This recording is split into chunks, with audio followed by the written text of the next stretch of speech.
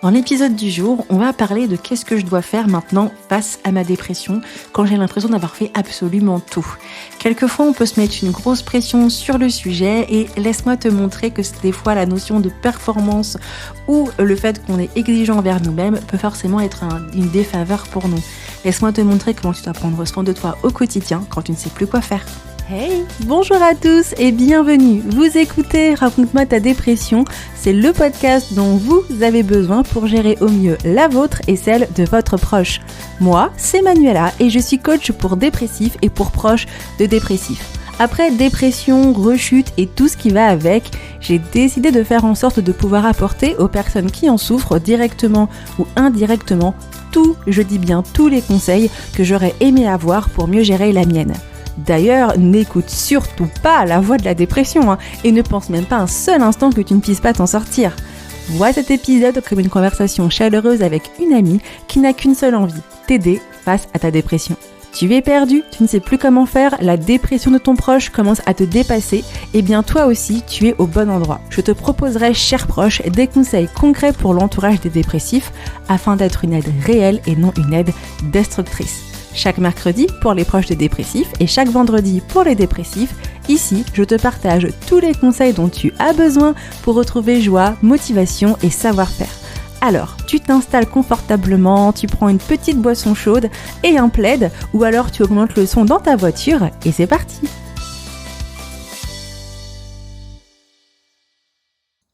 Bienvenue à toi sur ce tout nouvel épisode du podcast, j'espère que tu vas bien. Alors, est-ce que tu t'es déjà retrouvé dans la situation suivante ? C'est une situation que je vois beaucoup chez les personnes que j'accompagne en tant que thérapeute et que j'ai aussi personnellement vécu. Est-ce que tu as la sensation de faire absolument tout ce qu'on te dit ? Tu manges équilibré, tu fais du sport, tu vois ton psy, tu fais preuve de méditation, de gratitude, tu te documentes sur la dépression, tu écoutes même mes podcasts, tu fais tous les conseils que te partage Manuela, tous les vendredis tu es là à écouter ce qu'elle dit, tu as des notes et des notes de mes podcasts et tu as la sensation que ça n'avance pas vraiment très très vite. Tu te sens toujours coincé, comme si rien ne bougeait et c'est assez compliqué. Alors dis-moi, est-ce que tu commences un peu à douter de toi-même ? Ça pique quand on dit ça. Est-ce que tu as l'impression que tu ne fais pas assez ? Est-ce que même tu as l'impression que tu fais mal ? Ou pire, est-ce que tu as l'impression que c'est toi, le problème ? Franchement, sincèrement, ce genre de questions, personnellement, je me les suis déjà posées. Par rapport à, on va dire, au parcours que j'ai eu face à ma dépression, c'est quelque chose que je vois beaucoup chez les clients que j'accompagne en thérapie. Et c'est quelque chose qui est normal, que je ressens à 100%, que je comprends.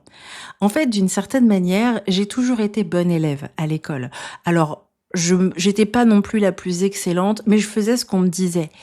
Et d'une certaine manière, personnellement, j'ai cru qu'en étant sérieuse, disciplinée, courageuse, en faisant tout ce qu'on me dit, j'allais aller mieux, j'allais aller bien mieux et surtout plus rapidement. Spoiler alerte, c'est pas comme ça que ça marche. Allez, on rentre dans un sujet qui va piquer un petit peu. La dépression ne se soigne pas comme on coche une liste de cases, comme une to-do list. Ça se traverse et parfois elle nous oblige à désapprendre, à réapprendre, à arrêter de performer, à faire moins, à faire du moins autrement.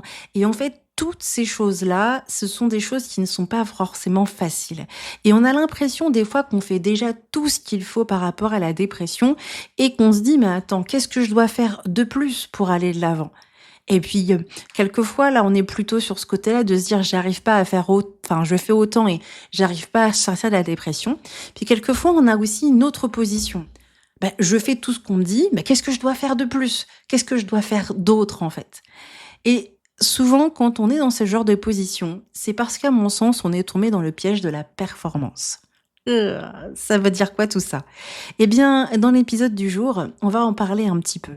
On va s'asseoir un peu pour parler de qu'est-ce qu'on doit faire quand on a la sensation de faire tout par rapport à sa dépression, quand on a l'impression de faire absolument tout ce qu'on nous demande et que ça ne bouge pas assez, ou qu'on a toute une liste de choses à faire et qu'on se dit mais maintenant c'est quoi la prochaine étape ?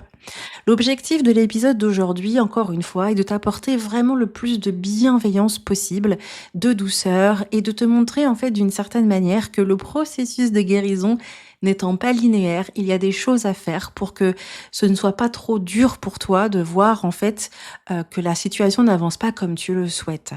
Bien sûr, l'objectif ici est de te redonner un peu d'espoir et te donner de l'encouragement. Ne t'inquiète pas, hein. On n'est pas là pour te dire quoi, tu fais tout ça? Eh bien, tu patientes. Non, on est d'accord. Là, je vais plutôt te partager mes conseils pour réussir à gérer toute cette partie-là au quotidien sans être trop dur envers toi-même. Alors, viens, on va mettre un petit peu de clarté dans l'épisode du jour et on va répondre à la question suivante. Que faire quand je fais déjà tout ce que je dois faire pour ma dépression? Alors, l'un des premiers points que je vois, c'est qu'il y a beaucoup de gens qui viennent me voir et qui me disent: «Manuela, j'ai une thérapie, j'ai un thérapeute, j'en ai même 2. J'ai des clients qui me disent: «On en a 2. J'ai un psychiatre, je fais de la TCC, je fais de la thérapie, des schémas et cetera. Je fais du sport, je mange équilibré, je m'occupe bien de mes enfants, je suis capable de travailler et cette punaise de bip de dépression, eh ben, elle est toujours pas partie et ça, c'est horrible et c'est très compliqué». Il y a un point que j'avais envie de poser ici, c'est que d'une certaine manière, souvent, on tombe dans un piège assez invisible quand on fait tout ce qu'il faut pour sortir de la dépression.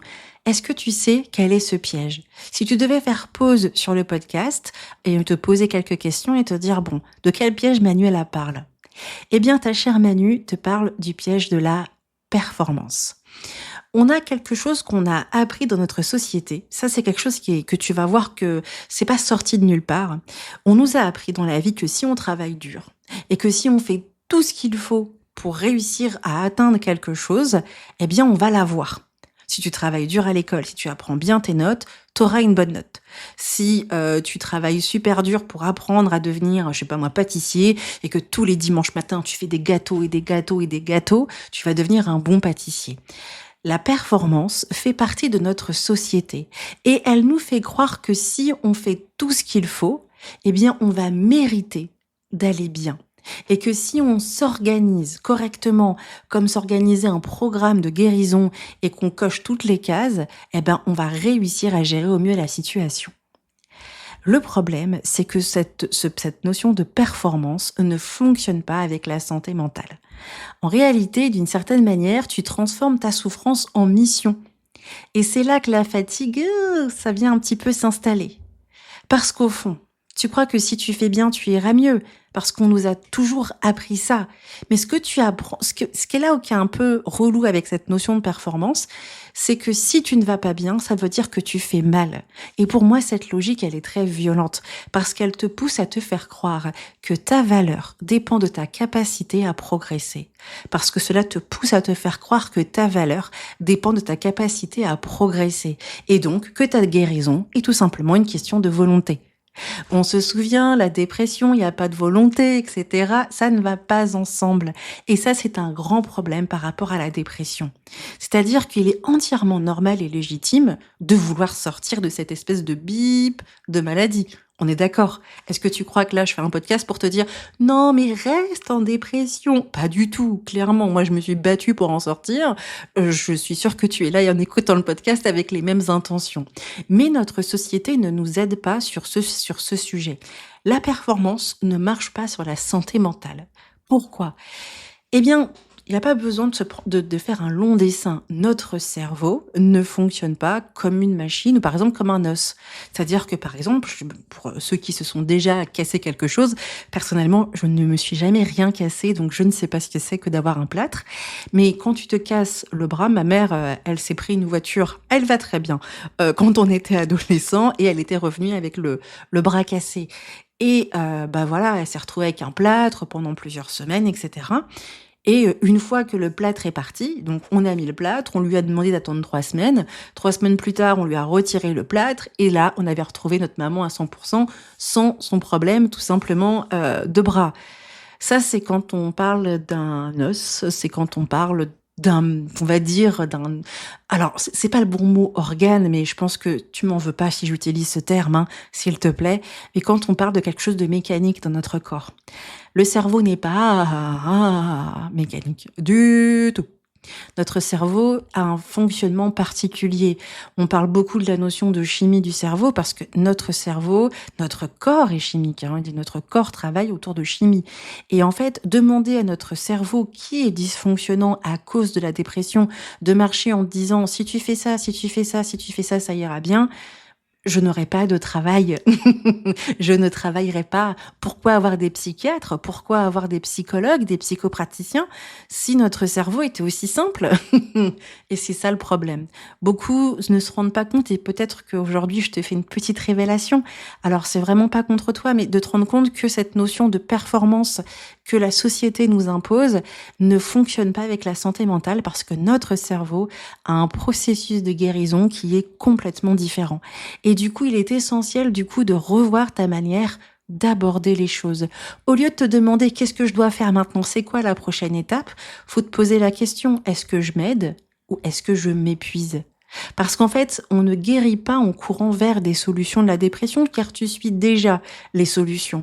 Mais le but, c'est de voir la solution se mettre en place, avancer, y apporter du changement. On guérit en fait en apprenant tout simplement à s'écouter, à fonctionner en harmonie, à suivre les conseils, à comprendre nos dysfonctionnements, nos blessures, nos schémas d'enfance, notre construction, notre manière de gérer notre confiance en nous, notre manière de gérer nos émotions, notre manière tout simplement de fonctionner au quotidien. Et donc l'objectif, c'est de remettre en place tout ça. Et on se souvient, hein, on n'est pas une machine à réparer, mais un être humain à aimer. Et c'est ça qui va être le plus important pour toi. Alors, d'une certaine manière, ne laisse pas la notion de performance venir t'embêter. Il y a un point que j'aime beaucoup dire aussi, c'est que personnellement, je l'ai eu aussi pendant très longtemps, cette notion de performance, parce que c'est un schéma que l'on a appris depuis l'enfance. Enfin, je sais pas si, il y a peut-être pas que moi, hein, j'espère que tu es en accord avec ce que je dis, mais cette notion de performance, on nous l'a toujours appris. Donc, il est normal, en fait, de fonctionner ainsi. Mais parce que j'ai l'expérience sur la santé mentale et que mon objectif est de t'encourager, je te permets de faire attention à ce point-là. Donc, en fait, quand on n'a pas la notion de performance, ça va nous permettre de nous lâcher prise. Mais il y a un point qui est souvent très compliqué. On ne se voit pas avancer par rapport à la dépression. Et on n'arrive pas à voir qu'on avance. Souvent, mes clients, ils ont un petit peu cette position. Ouais, Manu, t'es sûre que j'avance? Et ça me rappelle une de mes clientes qui me dit, mais Manuela, franchement, j'avance pas du tout. C'est une catastrophe, tu te rends pas compte. Et en fait, ce que j'ai dit à ma cliente, à ce moment-là, je lui ai dit, mais en fait, je sais pas si tu réalises que tu me partages bien facilement les choses, que t'es partie tout simplement sortir de chez toi le matin, t'allais promener ton chien sans aucun souci, t'es même allée à la boulangerie, parler à la boulangère, elle a une phobie sociale, et t'es revenue, t'as fait tes courses, t'as rangé chez toi, et là, t'as rendez-vous avec moi et t'es à l'heure. En plus, elle était maquillée ce jour-là, ma cliente. Et elle me regarde, elle me dit, mais c'est rien d'extraordinaire. J'ai dit, bah si, parce qu'il y a 3 semaines, un mois, quand on a commencé l'accompagnement, t'étais pas capable de faire quoi que ce soit. Vraiment, il y a un point que j'aime beaucoup dire à mes clients, c'est que vous avancez. Même si tu ne le sens pas, tu avances, même si tu ne le vois pas, et même si tu es persuadé en fait que tu es bloqué. Il faut accepter que la dépression va te brouiller la vue.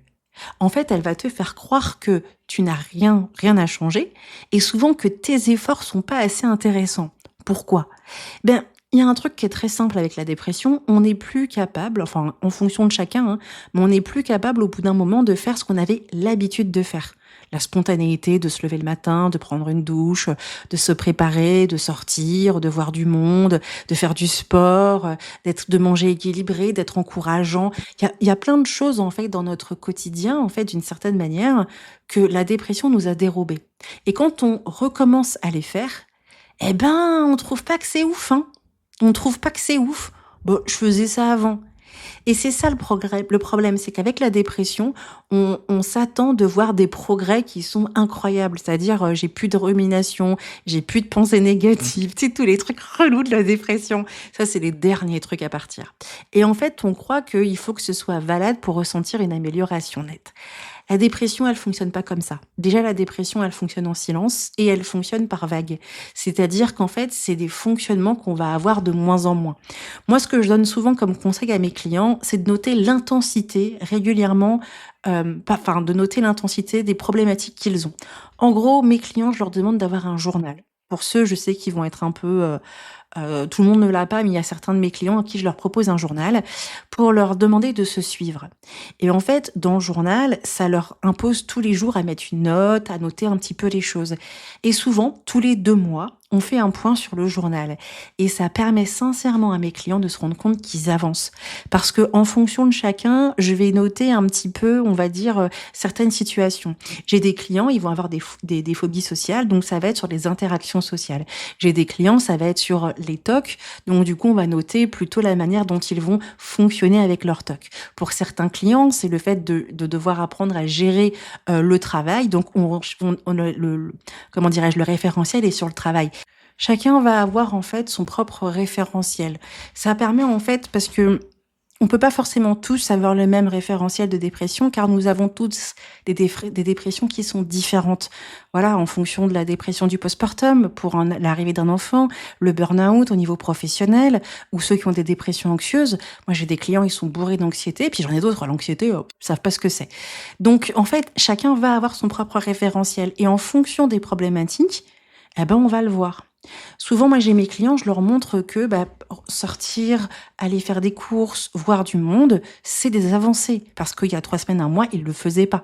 Et certains ont du mal à le voir comme ça, mais moi, j'aime beaucoup leur montrer que s'ils ne le voient pas comme ça, ils vont pas voir en fait que sortir de la dépression, c'est retrouver sa vie d'avant.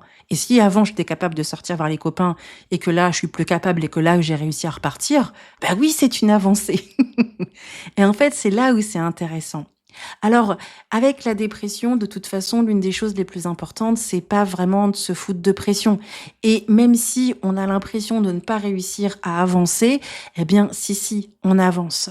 Et c'est là ça va être intéressant. Alors, vraiment, quand tu te poses cette question de savoir où est-ce que tu en es, n'hésite surtout pas à en parler avec ton thérapeute, car le thérapeute est là pour t'aider un petit peu à voir comment tu avances. Comme je l'ai dit, moi j'aime bien de temps en temps le faire avec mes clients. Bah tiens, regarde, moi j'ai vu une avancée sur ça, sur ça, sur ça, et ça permet d'une certaine manière de retrouver un peu de confiance parce qu'on voit qu'on est capable d'avancer.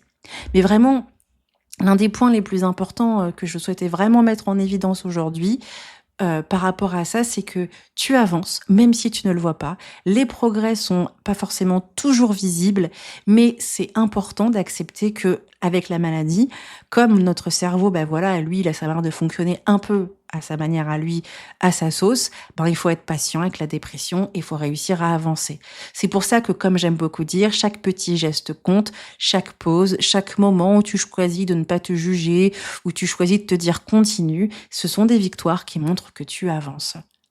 Alors, c'est là où, en fait, d'une certaine manière, avec la maladie, c'est important de se poser aussi la question suivante. Alors, on voit qu'on avance, c'est une bonne chose, mais la question c'est est-ce que face à la dépression, je dois suivre une liste? Ou est-ce que je dois plutôt m'écouter vraiment? Alors, il y a un point assez particulier que j'aime beaucoup partager en ce moment, c'est que en fait, tu fais ce qu'on t'a dit de faire et tu le fais bien. Mais si je te demandais là tout de suite, comment est-ce que tu te sens? Et qu'est-ce que tu devrais faire ensuite? Est-ce que tu serais capable de me répondre? Pas parce que t'as pas d'émotion ou parce que tu n'es pas capable de répondre, mais parce qu'en fait, souvent avec la dépression, on a un petit peu appris à appliquer, à bien faire, à appliquer des méthodes, à suivre des conseils, à, à faire plein de choses de ce que les gens vont dire. Et quelquefois, on perd un peu le son de notre propre voix intérieure. Et honnêtement, c'est normal, parce qu'avec la dépression, tout est flou. On n'a plus confiance en nous, on ne sait plus vraiment ce qui est vrai, on doute de tout. Alors c'est normal qu'on va chercher de l'aide extérieure. Alors c'est cool, tu écoutes tes thérapeutes, et ça, vraiment, bravo, parce que moi, c'est un conseil que je dis à tout le monde, écoutez vos psys, s'il vous plaît. Tu écoutes les coachs, les comptes Instagram sur la dépression, peut-être mes podcasts, et tu t'accroches à des repères extérieurs parce que, voilà, d'une certaine manière, les tiens sont un peu tombés en panne. Mais en fait, le souci, c'est que à force de chercher hors de toi, tu oublies que toi aussi, tu as une source, de réponses internes. Pas forcément parfaites, mais elles sont là. Ça veut dire quoi tout ça, Manuela? Que je dois plus écouter ton podcast? Non, j'ai pas dit ça. Mais ce que j'ai dit, c'est que d'une certaine manière, quelquefois, à force d'aller toujours rechercher des conseils à l'extérieur, on oublie de travailler sur un point qui va nous permettre aussi de sortir de la dépression, c'est de se refaire confiance, de se réécouter. Souvent, moi, avec mes clients, je leur demande de se reconnecter à eux-mêmes. Pourquoi?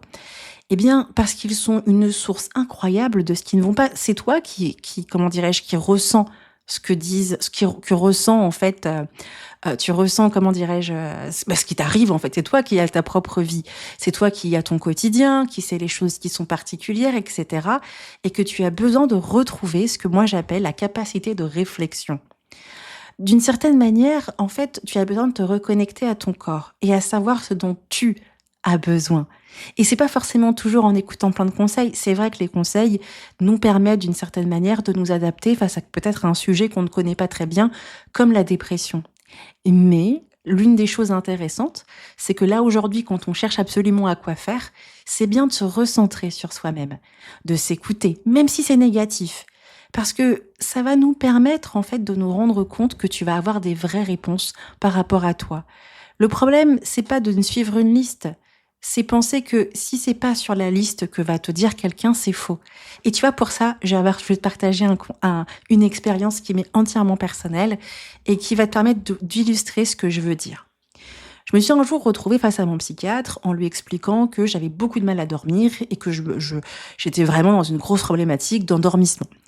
Alors il me dit bon bah écoutez on va augmenter le traitement. Donc on a augmenté le traitement et avec un traitement bien augmenté, je dors. Parfait, c'était génial, etc.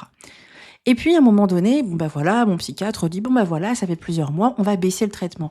On baisse le traitement et encore une fois, je n'arrive pas à m'endormir. Et bah le psychiatre il comprend pas, il me dit bon bah ça veut dire que vous avez besoin de cette dose. Et je trouvais que cette dose elle était bien, mais elle me rendait un peu groggy, pas forcément très très motivée quoi. Et je lui disais bon bah voilà, je suis un peu pas pato, c'est pas le bon mot, mais je suis un peu molle avec ce truc. Il me dit mais vous n'arrivez pas à vous endormir. Soit, c'est vrai, j'arrivais pas à m'endormir. Et puis au bout d'un moment, je me reconnecte un petit peu à moi. Alors comment? J'en sais rien. À quel moment ça s'est passé? Ça s'est passé plusieurs mois après cette conversation, où je me rends compte que le problème, c'est que je ne sais pas m'endormir. Voilà. Et en fait, je me rends compte que, le problème, c'est que je ne sais pas m'endormir. Alors, le psychiatre n'a pas posé cette question parce que, bah, je ne l'ai pas évoquée, mais je me suis connectée à moi et je me suis rendu compte que j'arrivais pas je ne savais plus me rendormir toute seule. Et donc à partir du moment où j'ai réappris à me rendormir, eh ben, j'ai pu baisser mon traitement. Et tu vois, ce qui était super intéressant dans ce truc, c'est que je l'ai pas compris tout de suite, que en fait, j'ai essayé de chercher plein de conseils, sur pourquoi on dort pas avec la dépression et j'ai pas pensé une seule seconde que le problème pouvait venir, en fait, du fait que j'arrivais pas à dormir. Et quand je me suis rendu compte de ça et que je suis allée raconter ça au psychiatre qui était: «Oh mais c'est un grand classique», il a essayé de me je sais pas, de me baratiner un truc. En fait, je lui ai fait comprendre que, bah, c'était un peu dommage qu'il ait pas cherché dans ce sens. Et là, je lui souviendrai toute ma vie de ce qu'il m'a dit. Il m'a dit: «Mais en fait, je vais chercher dans beaucoup de sens, mais c'est aussi à vous de me donner des réponses». Bah, allez, tiens, prends soin de toi ça, Manuela, hein. Je culpabilisais à cause de la dépression? Ah non, non, je culpabilisais pas, non. Heu et en fait, c'était super intéressant ce qu'il a dit, même si ça m'avait piqué. Ça m'a clairement piqué. J'étais un peu en colère. Mais en fait, le fait de pouvoir me reconnecter à moi-même, ça m'a permis en fait de redonner tout simplement, des informations à mon thérapeute et ça, c'était vraiment top. C'est pour ça qu'en fait, ce qui est intéressant, c'est de t'écouter. Se reconnecter à soi, c'est pas genre une espèce d'injonction, on sait pas quoi faire. C'est en fait de s'écouter, de s'observer. Comment je dors, comment je mange, comment je gère mon quotidien, comment je vis dans ma vie de tous les jours, comment la dépression elle évolue en moi. Et de fait de pouvoir tout simplement s'observer au quotidien, mais vraiment sur tous les aspects de sa vie, ça permet en fait d'une certaine manière de se reconnecter. Et c'est pas dans les il faudrait que, mais dans je sens. Et aujourd'hui, si tu ne sais pas quoi ressentir, ce n'est pas grave, parce que tu es en train de réapprendre doucement. Et c'est là où c'est intéressant, en fait. Pour retrouver son chemin, c'est bien de se reconnecter à soi. Et ça permet, en fait, d'une certaine manière de s'écouter et des fois de se rendre compte que ce qu'on va chercher comme conseil, ben, ils peuvent être bien plus précis parce qu'ils sont adaptés à nous. Et là, moi, ce que j'avais besoin dans mon exemple, c'était d'apprendre à me recoucher, hein, tout simplement. Et ça, bah voilà, réapprendre à me dormir, réapprendre à faire tout ça, et ça, c'était vraiment important. Voilà pourquoi, d'une certaine manière, j'aime bien dire aux gens qu'il faut développer sa capacité de réflexion et de s'écouter soi-même. Parce que le fait de s'écouter soi, on est vraiment au cœur même de ce qu'on ressent. Et donc, du coup, on va pas forcément suivre une liste, mais on va s'écouter et on va adapter nos besoins. Et au lieu de se poser la question de qu'est-ce que je dois faire maintenant, en cherchant partout des conseils, qu'est-ce que Manuela a dit, après avoir fait ci, fait ça, la troisième étape de la dépression, eh bien, je sais ce que je dois faire parce que je me connecte à moi-même. Alors, ne t'inquiète pas. Quand on ne sait pas quoi faire face à sa dépression, j'ai 3 petits trucs que tu peux faire de ton côté quand tu as l'impression d'avoir fait absolument tout. Première chose à faire, on arrête de se juger. Vraiment, ça c'est un point vraiment important à faire, celui d'arrêter de se juger. On n'a rien à se prouver. Ce que tu ressens est légitime, même si tu comprends pas tout et même si tu n'avances pas comme tu devrais. Le plus important, en fait, c'est vraiment d'apprendre à arrêter de se juger parce qu'en étant extrêmement dur envers nous-mêmes, eh ben, on se lâche pas la grappe et c'est comme ça qu'on est un peu exigeant. En lâchant prise, on arrive à se reconnecter à soi, à avancer étape par étape, à se dire oui, au bout de 3 mois, au bout de 6 mois, au bout de 5 ans, au bout de rien du tout, on arrête de se juger et on avance étape par étape. Le deuxième point que je peux donner comme conseil, c'est d'apprendre à cultiver la patience. Et oui, la dépression, c'est lent, c'est long, c'est compliqué. Et la patience, c'est vraiment la meilleure qualité qui va vraiment t'aider. Donc, quand tu as l'impression que tu ne sais pas quoi faire, la patience, mon cher ami, la patience. Parce que en te donnant le temps nécessaire de te réparer, eh bien, tu vas pouvoir réussir à bien avancer étape par étape. Et quand tu ne sais plus quoi faire et que tu as l'impression d'avoir fait le tour de tout, parle avec ton thérapeute. C'est aussi son job de te dire quoi faire, où est-ce qu'on va aller, de prochaines étapes. Parce que ce que tu oublies, c'est qu'un thérapeute, il a toute une vision de comment il va t'amener à sortir de la dépression. Quelquefois, on partage pas forcément la vision entière. Et c'est bien de savoir au thérapeute, ben voilà, tu penses que j'en suis où, comment est-ce que tu avances, qu'est-ce que tu veux voir, qu'est-ce que je dois travailler. Et là, ça va être intéressant. Et c'est ça qui est le plus important. Et si tu n'as pas de thérapeute, oh là là là là, si tu n'as pas de thérapeute face à ta dépression, je t'invite sincèrement à en avoir un. C'est vraiment pas une bonne chose de travailler tout seul face à sa dépression. C'est bien d'avoir son propre thérapeute. C'est pas forcément toujours facile de trouver quelqu'un. Et si tu te sens perdu et que tu ne sais pas quoi faire, eh bien, tu peux me contacter. Car oui, j'accompagne les gens qui souffrent de dépression. Il te suffit de réserver un appel découverte avec moi. Le lien est dans les notes de cet épisode. Franchement, sache que tu peux venir me poser des questions par email ou autre. Tu ne me dérangeras jamais. Je prendrai toujours le temps de te répondre le plus rapidement possible. Alors, vraiment aujourd'hui, si tu es vraiment sans thérapeute ou si tu es en recherche d'une nouvelle personne, n'hésite surtout pas à me contacter. La porte est grande ouverte. Alors vraiment, face à tout ça, le plus important, c'est vraiment d'avancer et de fonctionner étape par étape. Et quand on est dans ce genre de flou artistique, etc., en prenant le temps de bien sûr se reconnecter à soi, de pouvoir s'accepter tel que l'on est et d'avancer étape par étape, on pourra réussir à tout simplement à avancer sans savoir ce qu'il faut absolument faire pour sortir de la dépression. Alors, qu'est-ce qu'il faut retenir de tout ce que je t'ai balancé, de tout ce que je t'ai partagé? Eh bien, inutile d'en faire toujours plus. Tu n'as pas à prouver quoi que ce soit à qui que ce soit et même à toi-même. Même si tu ne le vois pas, sache que tu avances déjà et même si tu ne le vois pas, je te fais un grand clin d'œil et un cœur par-dessus le marché. Franchement, rien ne t'oblige à suivre des routines parfaites ou à cocher des cases. Il est vraiment possible de faire autrement et d'avancer étape par étape. Notre société nous a beaucoup fait croire qu'avec la performance, on pouvait réussir à atteindre des choses. Ah, la dépression, c'est pas comme apprendre à faire de la pâtisserie ou à devenir le nouveau, je ne sais pas qui, Kylian Mbappé au foot. La dépression, ça ne marche pas comme ça. Le cerveau ne marche pas avec la performance ou ne se répare pas comme un os. Il se répare d'une manière différente. C'est pour ça qu'il faut faire attention. C'est vrai que c'est normal de vouloir savoir quoi faire. C'est pas du tout un problème. Mais attention à pas se mettre trop de pression qui pourrait tout simplement nous embêter. Une des choses qui est vraiment importante quand on se pose la question qu'est-ce que je dois faire maintenant, c'est qu'on a l'impression qu'on n'avance pas. Alors que si, on avance. Nos progrès ne sont pas forcément toujours visibles et des fois on n'arrive pas forcément toujours à les voir. Demande donc à ton thérapeute ce que lui ou elle en pense de ta situation et de comment est-ce que toi tu avances. Ensuite, important de pouvoir s'écouter vraiment. Développer sa propre voix intérieure, c'est s'écouter parce que ça permet aussi d'une certaine manière d'être une propre source de nos propres besoins, une source de nos propres réponses. En s'écoutant, on peut apporter beaucoup d'informations à soi-même et nous permettre en fait de savoir aussi quelle est la prochaine étape qui est là pour nous. S'écouter, c'est pas juste s'asseoir dans son lit et se dire oui, j'ai envie de sortir de la dépression, c'est de savoir comment je fonctionne, quels sont mes besoins, qu'est-ce qu'il me faudrait actuellement, se poser quelques questions pour réussir en fait à comprendre un petit peu mieux notre situation. Il ne faut pas se mettre dans les il faut, mais dans je sens pour pouvoir réussir à se reconnecter à soi-même. Et si tu as quand même envie de savoir ce que tu peux faire maintenant parce que tu as déjà thérapeute, thérapie et tout ce qui va avec et traitement, arrête de juger, sois patient avec toi et allie-toi avec ton thérapeute pour savoir quelle est la prochaine étape. J'espère sincèrement que l'épisode d'aujourd'hui t'aura plu et t'aura encouragé, car c'est vraiment l'objectif. Si tu souhaites que j'aborde des thèmes, des points, des sujets, envoie-moi un email à l'adresse contact@magdalipression.com ou viens me faire un petit coucou sur Instagram. Je prendrai le temps de noter un petit peu tous les conseils ou tous les points que tu voudrais que je partage. J'espère que l'épisode d'aujourd'hui t'aura plu et t'aura encouragé. Merci à toi de l'avoir écouté jusqu'au bout et je te dis à la semaine prochaine pour un nouvel épisode. Ciao!